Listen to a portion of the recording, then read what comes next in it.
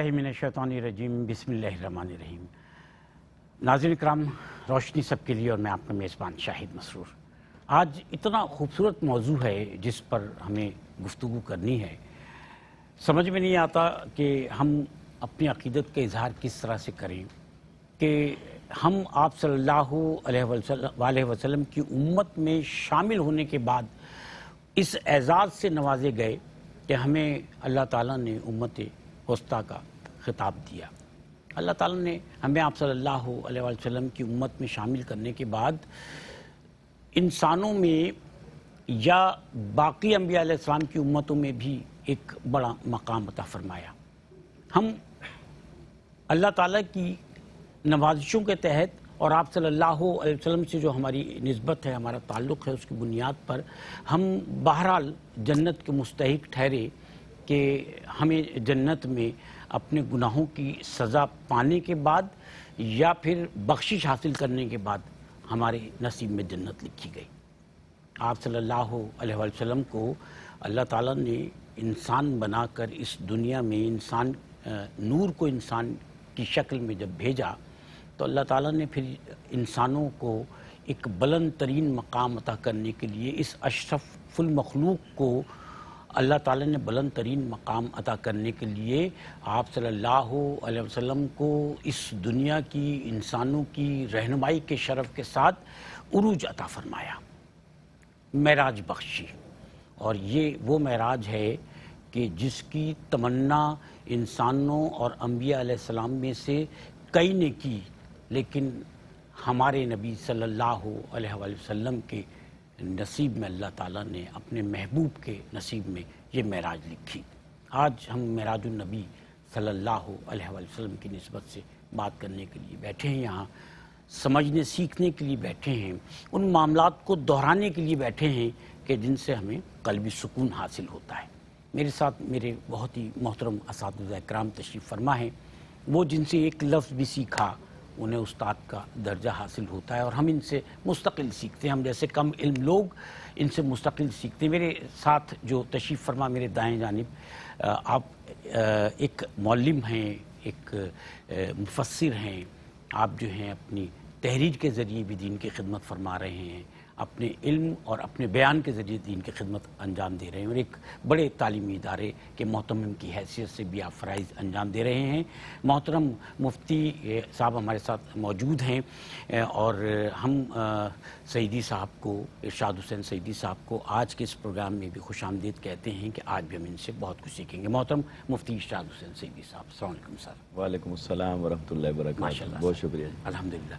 एक और बड़ी शख्सियत हमारे साथ तशरीफ़ फरमा, आप भी उस्ताद मोहतरम हैं, आपके न जाने कितने शागिर्द हैं। कराची यूनिवर्सिटी में आपने ऐसा ओहदे तो कोई चीज़ नहीं होते, लेकिन आपने कई बड़े ओहदों पर रहते हुए कराची यूनिवर्सिटी में हज़ारहा शागिर्दों को सिखाया, पढ़ाया। आप वो शख्सियत हैं कि जिन्होंने PhD भी किया और आपने आलिम फाजिल का कोर्स भी किया। आप दीन से भी मुंसलिक हैं, दुनियावी तालीम भी लोगों तक पहुँचा रहे हैं। आप ARYQTV पर भी हमारे साथ मौजूद होते हैं। तो दीन की खिदमत करने वाली एक और शख्सियत हमारे साथ तशरीफ़ फरमा, मोहतरम डॉक्टर मोहम्मद अहमद क़ादरी साहब, अस्सलाम वालेकुम सर। वालेकुम अस्सलाम वरहमतुल्लाहि वबरकातुहू। मिज़ाज गिरामी, अल्हम्दुलिल्लाह सर। नाज़रीन करम, आज के प्रोग्राम में एक बहुत अहम मौजू हम आप तक पहुंचाना चाह रहे हैं। इस मौजू की निस्बत से मैं अर्ज़ करूं, डॉक्टर साहब ज़रा ये मुझे दीजिएगा, हमारा जो ये चल रहा है, मोटिव चल रहा है, वो है 2 बूंद पाकिस्तान के मुस्तक़बिल की खातिर। पाकिस्तान के मुस्तक़बिल की खातिर हर नस्ल और हर कौम का मुस्तक़बिल उनकी आने वाली नस्लें हुआ करती हैं। और सोचिए कि हम जिस पाकिस्तान में रहते हैं उस पाकिस्तान में आने वाली नस्लें किसकी ज़िम्मेदारी हैं? हमारी आपकी ज़िम्मेदारी है। हमने इन्हें बेहतरीन तरबियत देना है, हमें इनको बेहतरीन तालीम देना है, इन्हें हमें समाजी और मुआशरती एतबार से बेहतरीन और फ़ाल शहरी बनाना है। लेकिन इसके साथ साथ जो सबसे अहम ज़रूरत है वो ये है कि हम इनकी सेहत का ख्याल रखें और हम तवाना पाकिस्तान के लिए तवाना नस्ल तैयार करें। اور توانا نسل تیار کرنے کے لیے ہمارا یہ فرض بنتا ہے کہ ہم پر دنیا میں یہ مہر نہیں لگنی چاہیے کہ دنیا میں پولیو ختم ہو گیا لیکن پاکستان میں پولیو کے کیسز ہیں۔ الحمدللہ اس سال پاکستان میں پولیو کے کیسز سامنے نہیں آئے، اور ہمیں یہ امید ہے کہ ہم اور آپ اسی طرح اگر اپنا فرض ادا کرتے رہیں گے تو آئندہ بھی پاکستان میں پولیو کے کیسز سامنے نہیں آئیں گے۔ جب ایک دفعہ پولیو ختم ہو جاتا ہے تو اس کے بعد دوبارہ پولیو کے کیسز سامنے آنا، یہ پولیو کے جراثیم کا پھیلنا ممکن نہیں ہوتا، مشکل ہو جاتا ہے، لیکن مرحلہ پہلا ہی ہے کہ مکمل طور پر پولیو کے جراثیم کا خاتمہ کر دیا جائے۔ یاد رکھیے کہ جو لوگ ہمارے اس ملک اور اس ملک کی نسلوں کو توانا دیکھنا نہیں چاہتے، وہ لوگ چاہے دنیا میں کہیں پر بھی موجود ہوں، وہ اس طرح کی افواہیں پھیلاتے ہیں کہ جن افواہوں کے ذریعے ہمارے یہاں کے لوگ ذہنی طور پر کسی کنفیوژن کے شکار ہو جائیں اور وہ اپنے بچوں کو طبی اعتبار سے وہ چاہے پولیو کے قطرے ہوں چاہے کوئی اور ویکسینیشن ہو وہ نہ کرائیں، اور ان کی نسلیں، ان کے بچے اس طرح سے بیماریوں کے شکار ہو جائیں کہ جس سے پاکستان میں آنے والی نسل پھر انہی مسائل کا شکار ہو جیسے کہ ماضی میں رہا ہے۔ تو ایسی کسی افواہ پر دھیان نہ دیجیے، توجہ نہ دیجیے۔ یاد رکھیے کہ دنیا بھر میں پولیو کا خاتمہ ہو چکا ہے۔ یاد رکھیے کہ پولیو جو ہے وہ اس کی جو ویکسین ہے وہ کسی سائیڈ ایفیکٹ کو پیدا نہیں کرتی، نہ کوئی بخار ہوتا ہے نہ کوئی اور سائیڈ ایفیکٹ ہوتا ہے، چاہے لڑکا ہو چاہے لڑکی ہو۔ بعض جگہ یہ ایک کانسیپٹ ہے کہ لڑکے بڑے ہو جائیں تو ان کو کچھ ایفیکٹس ایسے ہو جاتے ہیں پولیو ویکسین کی وجہ سے کہ وہ متاثر ہوتے ہیں۔ نہیں، ایسا نہیں ہوتا۔ اس کے علاوہ بھی بہت ساری ایسی افواہیں ہیں جو آپ کو اور ہمیں روک رہی ہوتی ہیں اپنے بچوں کے لیے، ان کے مستقبل کے لیے۔ یاد رکھیے کہ دنیا میں کوئی دوا ایسی نہیں ہے کہ جو 50 سال بعد، 60 سال بعد، 20 سال بعد، 15 سال کے بعد کوئی ایسے ایفیکٹ دکھائے جن کا یہاں پر تذکرہ کیا جاتا ہے۔ دنیا بھر میں ورلڈ ہیلتھ آرگنائزیشن نے اگر کسی دوا کو آپ کے اور ہمارے لیے مفید قرار دیا ہے، ہمارے بچوں کے لیے مفید قرار دیا ہے، کسی بھی ویکسین کو، اور اس سے ایسے اثرات ختم ہو سکتے ہیں کہ جو نسلوں کو معذوری سے بچا سکیں، تو آپ اور ہم فرض سمجھتے ہوئے یہ کام ضرور کریں۔ اپنے بچوں کو محفوظ کیجیے۔ سر محترم مفتی ارشاد حسین سعیدی صاحب، میں چاہتا ہوں کہ آپ کا میسیج بھی پولیو ویکسین کے حوالے سے جانا چاہیے کہ ہم میں سے ہر شخص اپنی ذمہ داری کو سمجھے، اپنے بچوں کو معذوری سے بچائے۔ جی یقیناً میں آپ کی بات سے مکمل طور پر اتفاق کرتا ہوں، اور آپ اور ARY کا پورا ادارہ جس طرح اس اویئرنیس کو عوام تک پہنچانے میں اپنا کردار ادا کر رہے ہیں قابل تعریف ہے۔ دیکھیے، معذوری بہت بڑا بوجھ ہے۔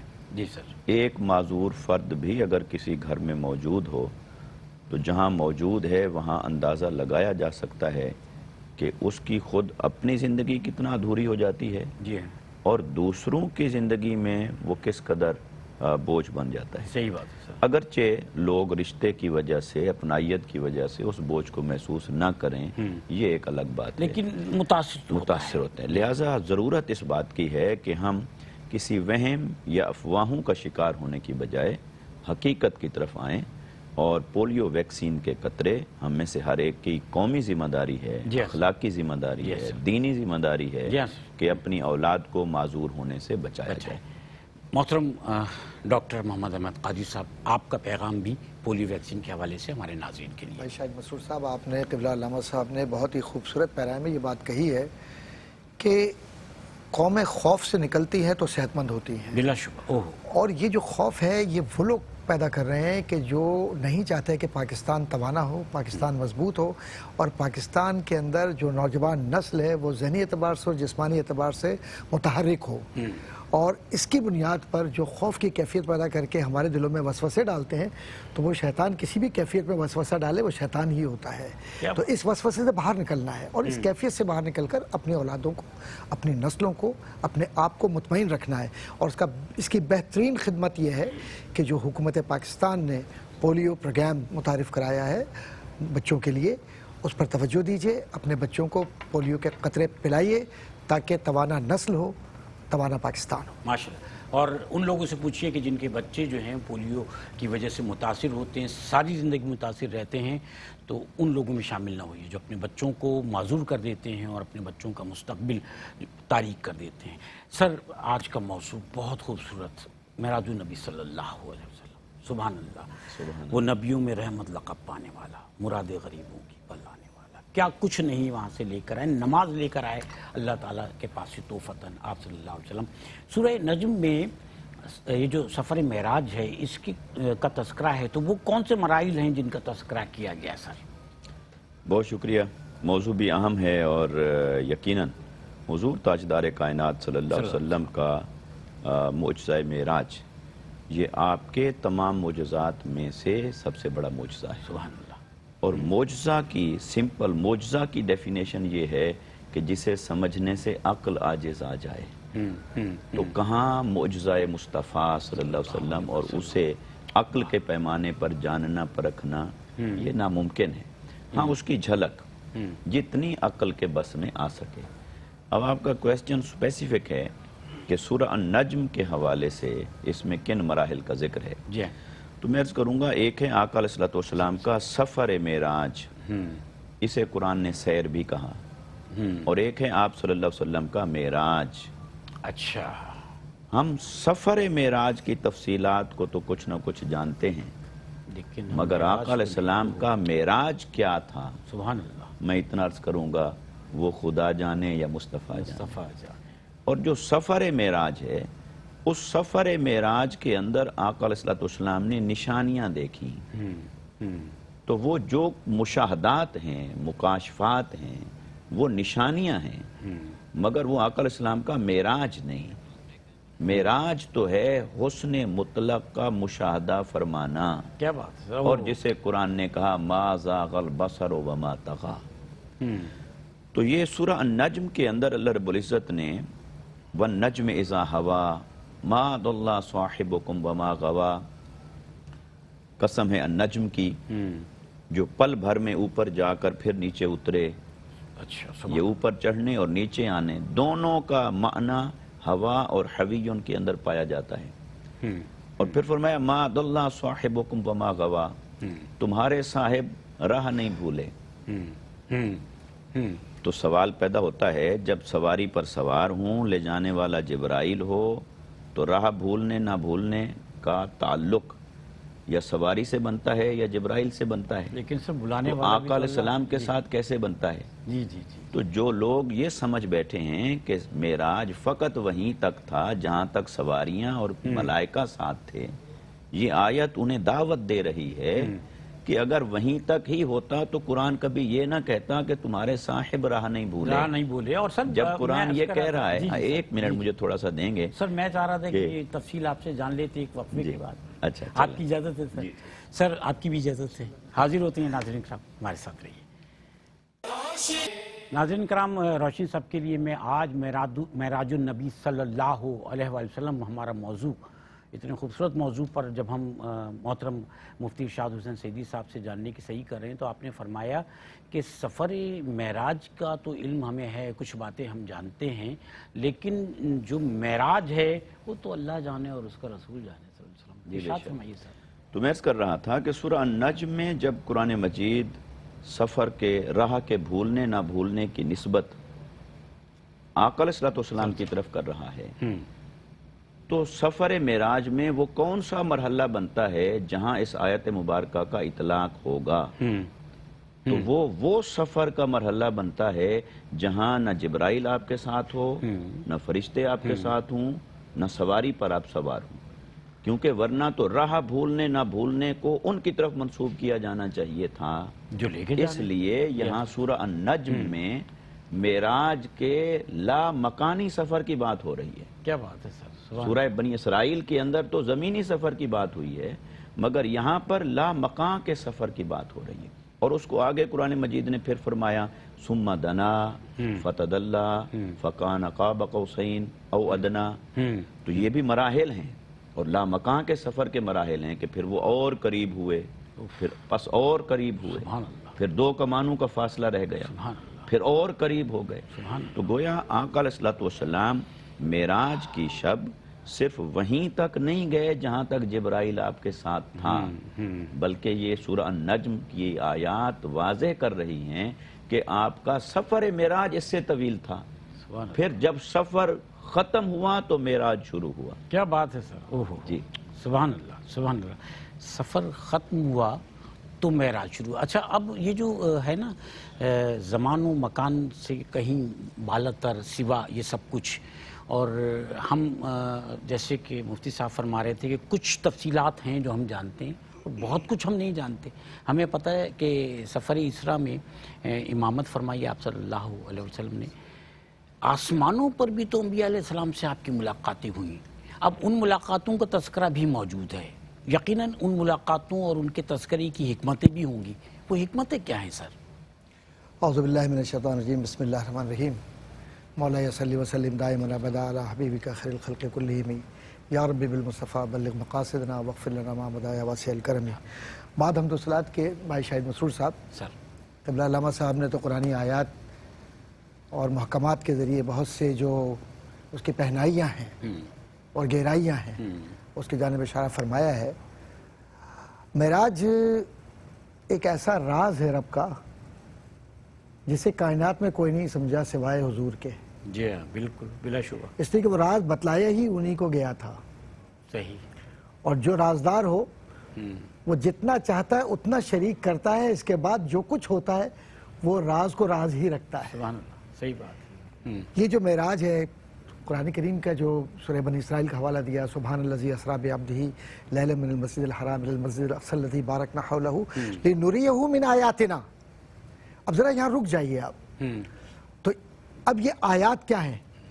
انبیاء آیات ہیں، آسمان و زمین آیات ہیں، معجزات آیات ہیں، جی ہاں سر، نشانیاں ہیں، جی ہاں نشانیاں، اور اب ان نشانیوں کو کیسے دکھایا رب نے کیا بات ہے، اور اس کا انداز کیا تھا؟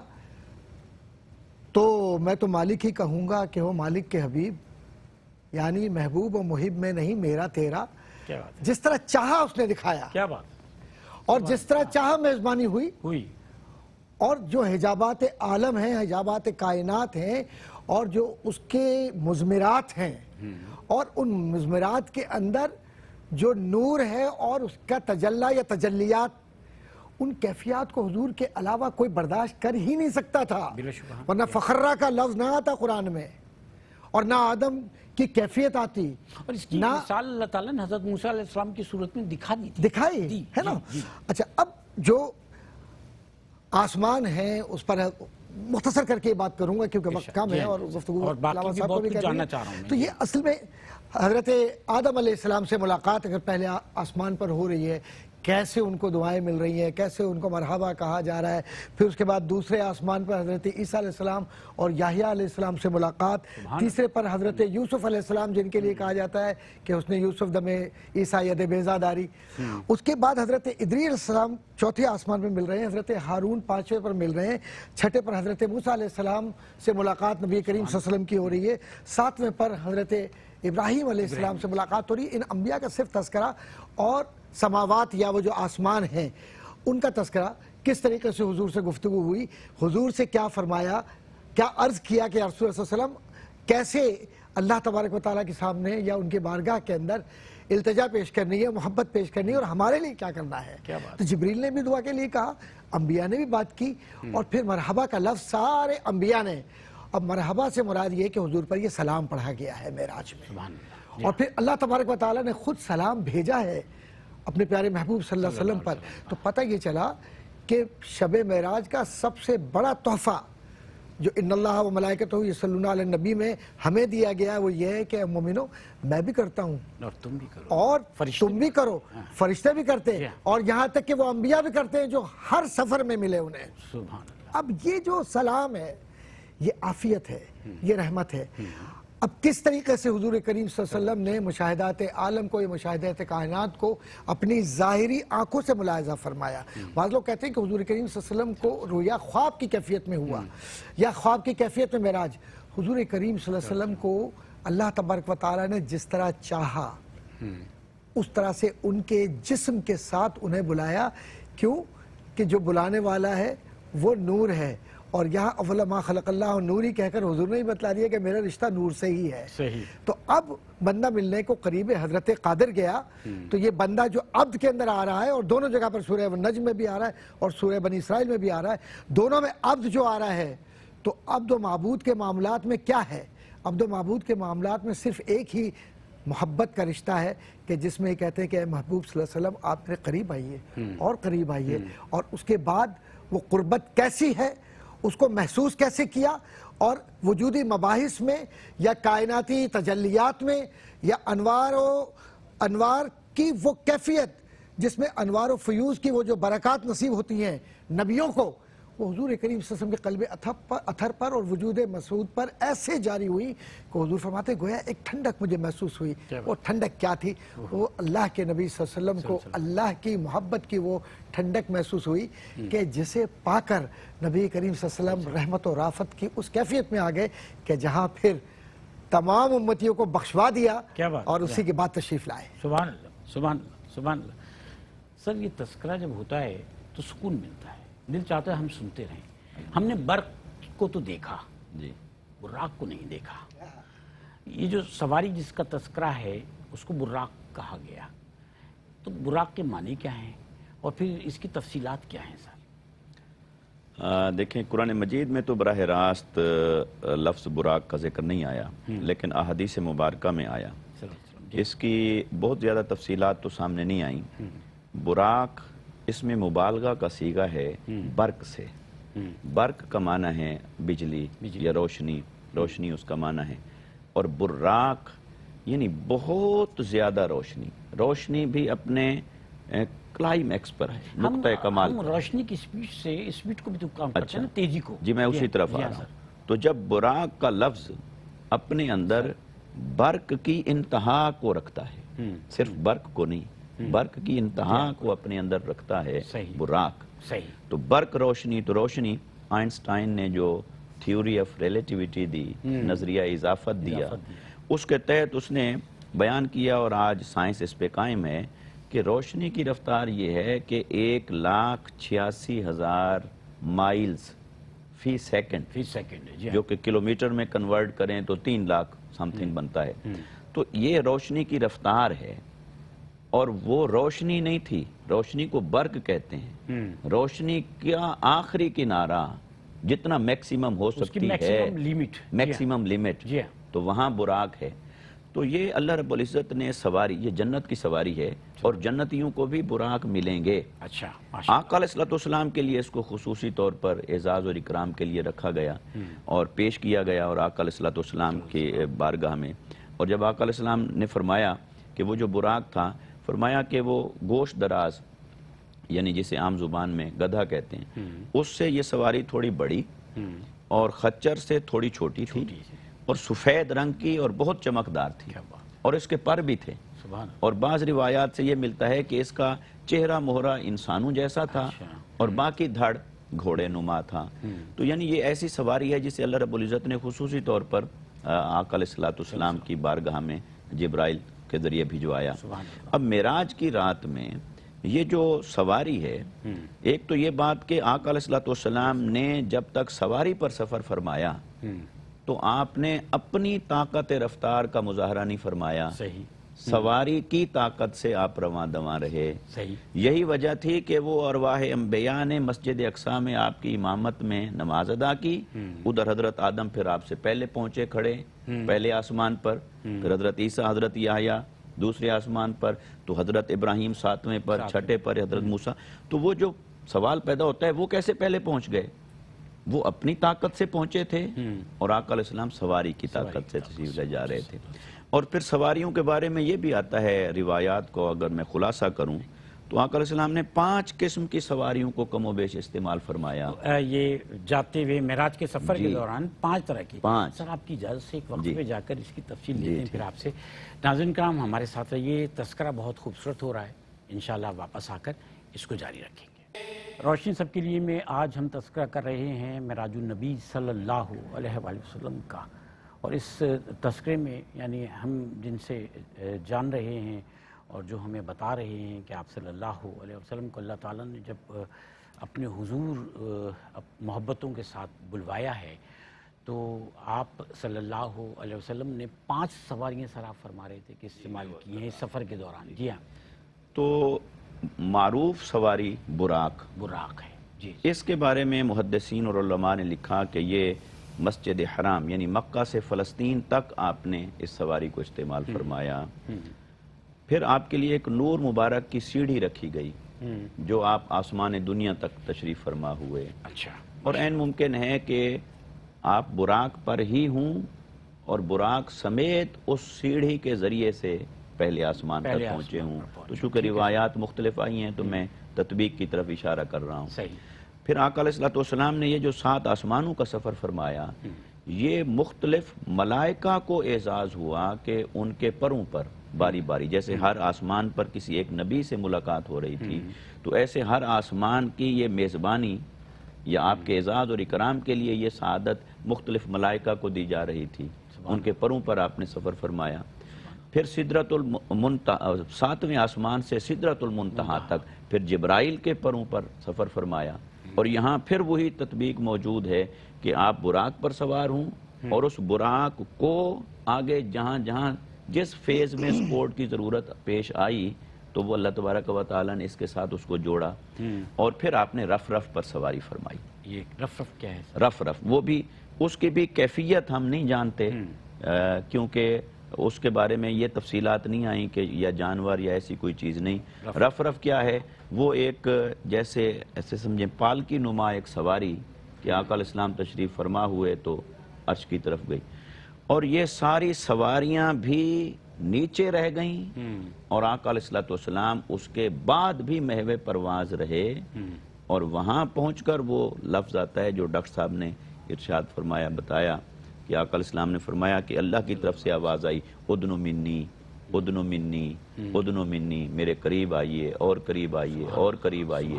اور آقا علیہ السلام قریب ہوئے، کیونکہ اگر کوئی شے آقا علیہ السلام کے سفر معراج کے آخر تک آپ کے ساتھ رہے تو پھر تو یہ ماننا پڑے گا کہ اس کی ایکسیس بھی آقا علیہ السلام کے ساتھ ساتھ رہی، جبکہ یہ انفرادیت صرف حضور نبی اکرم صلی اللہ علیہ وسلم کے لیے تھی.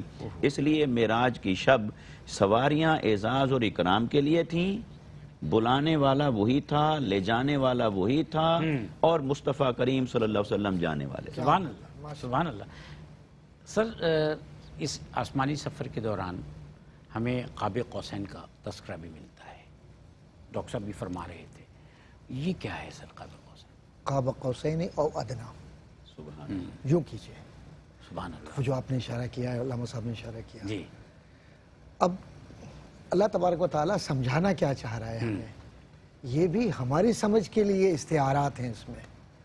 صحیح بات تو ہے کہ ہم سمجھ اس کے باوجود نہیں سکتے کہ یہ ہے کیا. اس لیے کہ جہاں زمان و مکان کی فنا ہو جائے اور جہاں تمام مقامات معدوم ہو جائیں، جہاں ارواح کی ظاہری و باطنی کیفیت ختم ہو جائے اور جہاں احساسات ظاہری و باطنی سری اور علانیہ ختم ہو جائے، وہاں نور مصطفیٰ صلی اللہ علیہ وسلم کو اللہ تبارک و تعالیٰ نے وہ اعزاز بخشا کہ جو قربتوں کے مراحل ہیں.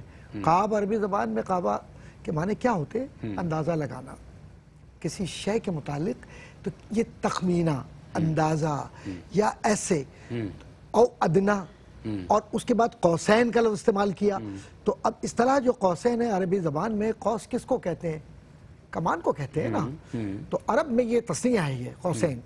عرب میں یہ جو اصطلاح استعمال ہوتی تھی عام طور پر اس وقت استعمال ہوتی تھی جہاں اتحاد کا مظاہرہ ہو کہ قربت ہے، رغبت ہے، تعلق ہے، اتحاد ہے اور اعتصام کا معاملہ ایسا ہے کہ تم میں مجھ میں محبتوں کے ایسے رشتے ہیں کہ اب تعلق جو ہے وہ مضبوط ترین ہے. تو اب اس کو اب اگر ذرا سا جرجانی کی زبان میں جا کر آپ بات کریں تو اس نے ایک لفظ استعمال کیا. اس نے کہا کہ قربت سے مراد ایسی کیفیت ہے کہ جو نبوت کو عطا کی گئی رب کی طرف سے کہ یہ تمہارا مقام و مرتبہ ہے جو کسی کو نہیں ملا. سبحان اللہ. اب یہ قربت کن معنوں میں ہے؟ قربت ان معنوں میں کہ اللہ تبارک و تعالیٰ نے اب یہاں سے احتیاط کی ضرورت ہے سب کو. صحیح. کیوں کہ وجودی مباحث میں یا وحدت الوجود اور وحدت الشہود کے فلسفیانہ مزاج میں انسان لغزش یہیں سے کھاتا ہے اللہ کہ اللہ ہے اور جی ہاں جب رب کا تذکرہ ہو تو رب سے بڑا کوئی نہیں کائنات بلا کے شبہ، اندر. بلا شبہ اللہ اللہ جس نے ذرا بھی شائبہ کیا، جس نے بھی شبہ کیا، نہیں. وہ کفر کی طرف چلا گیا. صحیح. بقول رازی کے بلا کہ کفر اور ایمان میں ایک حد فاصل یہی ہے، اور یہ معراج ایمان و کفر کی جانچ ہے جو رازی نے لکھا. اور یہاں معنی مرادی وہ یہ ہے کہ اللہ تبارک و تعالیٰ نے جس طرح چاہا جی حجابات کو اٹھایا، اور حجاب اکبر جس کے بعد کچھ نہیں پتا، کیونکہ سدرۃ المنتہا کے بعد جو کچھ حضور نے بتلایا وہی پتہ ہے. بس وہی ہے. لیکن اور ہم تو یہ کہتے ہیں فرمائیے. ہم تو یہ کہتے ہیں کہ جبریل کو بھی حضور ہی نے بتلایا. جی لوگ یہ کہتے ہیں کہ جبریل وہی لاتے تھے. قلب مصطفیٰ پر وہی کا ورود پہلے ہوا ہے، امانت بعد میں آئی ہے. کیا بات ہے. اور ہاں یہ جو معاملہ ہے یہ معراج کا، یہ معراج صرف ہمیں مرتبہ مصطفیٰ کو سمجھانے کے لیے بتلائی گئی ہے، ورنہ حقیقت تو یہ کہ حضور کی تو پوری زندگی معراج ہے. وہ کون سی رات ہے جب رب کی زیارت نہیں ہوتی ہوگی میرے آقا کو؟ وہ کون سا لمحہ ہے جب میرے آقا کو حضور کریم صلی اللہ علیہ وسلم کو میرا رب مخاطب نہ کرتا ہو؟ وما ينطق عن الهوى ان هو الا وحی یوحی کا معاملہ یہ کہ ہر پل وحی کے ساتھ منسلک ہے، اور یہ اپنے پاس سے کچھ بھی نہیں ہے. ہاں اوہو کچھ بھی نہیں ہے. تو اب یہ جو عرش ہے اور عرش کی تجلیات ہیں، عرش کی کیفیات ہیں، عرش، اور پھر اس سے بڑھ کر جو معاملات ہیں حضور نے جس طریقے سے ملاحظہ فرمایا، جنت بھی دیکھی، جہنم بھی دیکھی، فرشتوں پر بھی ہوا. یہ سارے معاملات کیا ہیں کہ رب کی زیارت ایسے کی جیسے میرے رب نے اپنی زیارت کروائی. کیا بات ہے سر، سبحان اللہ. سر ابھی تذکرہ فرمایا ڈاکٹر صاحب نے کہ آپ صلی اللہ علیہ وسلم کو مشاہدہ کروایا گیا جنت کا بھی اور جہنم کا بھی، دوزخ جس کو ہم کہتے ہیں.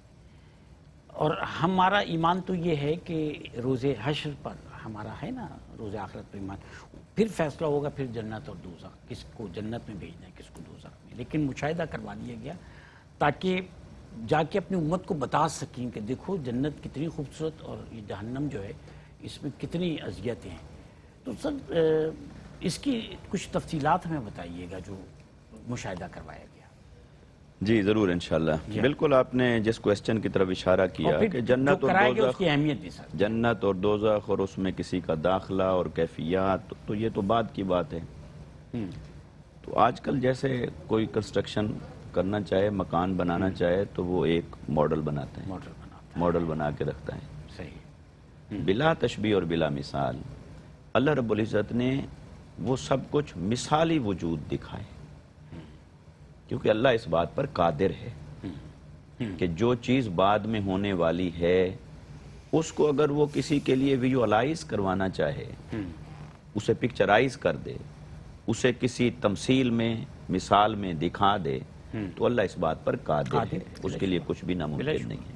لہٰذا وہ اسی درجے پر ہوا کہ ایکچول تو یہ ہوگا، مگر جو ہوگا اس کی اس نے تصویر کشی اور آئینہ داری کروا دی اپنے حبیب مکرم صلی اللہ علیہ وسلم. اور آقا علیہ السلام نے جو مشاہدات فرمائے، لِنُرِيَهُ مِنْ آیَاتِنَا، اللہ نے جو اپنی نشانیوں میں سے نشانیاں دکھائیں.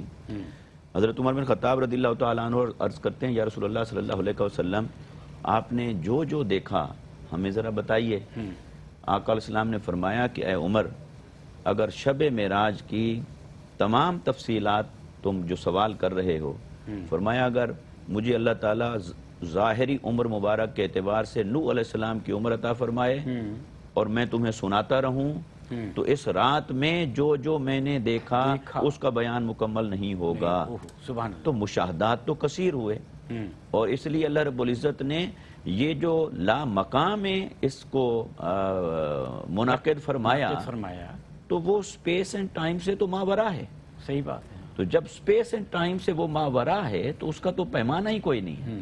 لہٰذا مشاہدات کثیر ہوئے اور آقا علیہ السلام نے پھر آ کر بتائے، اور ان مشاہدات میں ہمارے لیے سبق بھی ہے، ہمارے لیے عبرت بھی ہے. کیا بات ہے سر، ماشاءاللہ. میں سر 1 منٹ کا میسیج آپ سے چاہوں گا کہ اس موضوع کے اعتبار سے. بس میسیج کیا ہے؟ نماز کا تحفہ ملا، روزے کا تحفہ ملا، شریعت محمدیہ پر عمل کرنے کے لیے حکم دیا گیا، حضور کو راضی کرنے کا سلیقہ معراج ہے. کیا بات ہے. تو نماز قائم کریں، اب رمضان آ رہے ہیں تو صرف نماز رمضان میں نہیں، رمضان کے بعد بھی مسجدوں کو آباد رکھیں، دلوں کو آباد رکھیں عشق مصطفیٰ سے.